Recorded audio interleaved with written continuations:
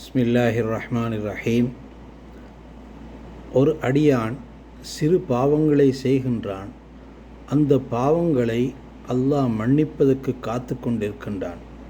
எந்த அளவு என்று சொன்னால், தினந்தோறும் நடக்கக்கூடிய குற்றங்கள் சிறிய தவறுகளையும், வாரந்தோறும் வருடந்தோறும் நடக்கக்கூடிய குற்றங்களையும் கூட அல்லாஹ் மன்னிப்பதற்கு காத்து கொண்டிருக்கின்றான். அந்த அளவு இரக்கமுள்ள நாயனாக அவன் மனிதர்கள் அனைவர்களும் சொர்க்கம் செல்ல வேண்டும் என்ற ஆசையிலே அவர்கள் செய்யக்கூடிய குற்றங்களை மன்னிப்பதற்கு காத்து கொண்டிருக்கின்றான். ஒருவர் 5 நேர தொழுகையை நிறைவேற்றுவார் என்று சொன்னால், அதற்கிடப்பட்டு இருக்கக்கூடிய நேரங்களில் நடக்கக்கூடிய சிறிய குற்றங்கள், ஒரு தொழுகையிலிருந்து அடுத்த தொழுகை வரை நடக்கக்கூடிய சிறிய குற்றங்கள், பாவங்களுக்கு அந்த தொழுகை மன்னிப்பாக அமைகின்றது.